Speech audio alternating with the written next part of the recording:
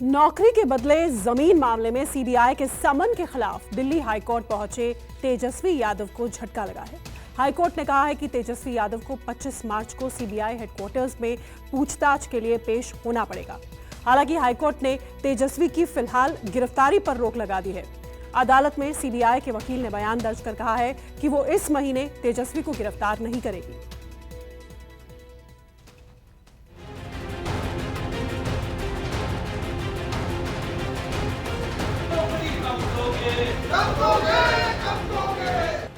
बुधवार को दिल्ली के राउज एवेन्यू कोर्ट ने लालू, राबड़ी और मीसा को तो राहत दे दी, लेकिन दिल्ली हाई कोर्ट ने तेजस्वी यादव की मांग को खारिज कर दिया।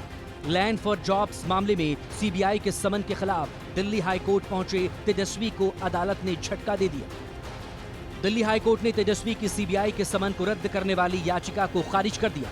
हाई कोर्ट ने कहा कि तेजस्वी को 25 मार्च को सुबह 10:30 बजे सीबीआई दफ्तर जाना ही होगा। सुनवाई के दौरान तेजस्वी के वकील ने दलील दी कि अगर तेजस्वी एजेंसी के सामने पेश होंगे तो उन्हें गिरफ्तार कर लिया जाएगा, लेकिन सीबीआई ने अदालत से कहा कि तेजस्वी यादव को गिरफ्तार करना उसका इरादा नहीं है। We had moved the petition for washing of the notices under 160 CRPC issued to Deputy CM Tejaswi Yadav sir. So we had stated that the summons are without jurisdiction. The High Court has given us liberty that in case they give you a fresh summon or they ask you to come again post March, because this protection is till March 31st, we can come back to the High Court. तेजस्वी के वकील ने कहा था कि बिहार में budget सत्र चल रहा है, ऐसे में वे बार-बार पूछताछ के लिए दिल्ली नहीं आ सकते। लेकिन सीबीआई ने कहा कि शनिवार को बजट सत्र नहीं होता, लिहाजा वो 25 मार्च को आसानी से आ सकते हैं। सीबीआई ने भरोसा दिलाया कि फिलहाल उन्हें गिरफ्तार नहीं किया जाएगा, लेकिन दिल्ली से पटना तक इस पर सियासत शुरू हो गई। देश में जो न्याय प्रणाली है साक्ष्यों के आलोक में काम करती है। तेजस्वी जी का नाम न FIR में है न चार्जशीट में है। गवाह के तौर पर कई लोगों को नाम, हजारों लोगों को नाम रखा गया है। इसका ये मतलब नहीं है कि कोई व्यक्ति विक्टिम है, कोई व्यक्ति वहाँ पर आरोपित है। ये तो साफ साफ है ना, साक्ष्य के आलोक में न्याय व्यवस्था चलती है और साक्ष्यों के आधार पर भी न्याय के निर्णय भी होते हैं। भारतीय जनता पार्टी जिस भाषा का इस्तेमाल कर रही है, तो भारतीय जनता पार्टी देश के न्याय व्यवस्था का पीठाधीश नहीं ना है। वह सब कुछ बोलते हैं, ये क्यों नहीं बोलते हैं कि भाई गरीब यादव समाज के बच्चों से उन्होंने जमीन लिखा है कि नहीं, वो जमीन उन्होंने करोड़ों में बेचा कि नहीं।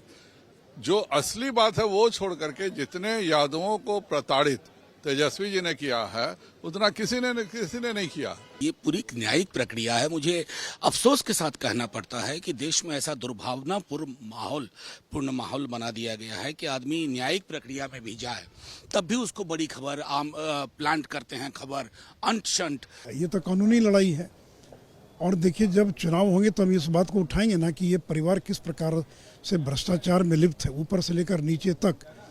उस परिवार के सभी सदस्यों के ऊपर कोई न कोई मुकदमा चल रहा है, तो ऐसे लोग एक स्वच्छ सरकार कैसे दे सकते हैं। दिल्ली हाई कोर्ट में जब तेजस्वी की याचिका पर सुनवाई हो रही थी, उसी वक्त बिहार विधानसभा में बीजेपी के विधायकों की टोली तेजस्वी पर भ्रष्टाचार के इल्जाम लगा रही थी। तेजस्वी से इस्तीफे की मांग को लेकर वेल में हंगामा हो रहा था।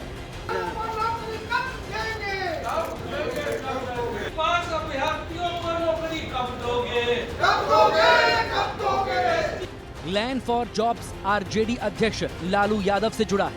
आरोप है कि रेल मंत्री रहते हुए लालू प्रसाद यादव ने नौकरी देने की एवज में अपने परिवार के नाम पर कम कीमत पर जमीनें लिखवा ली।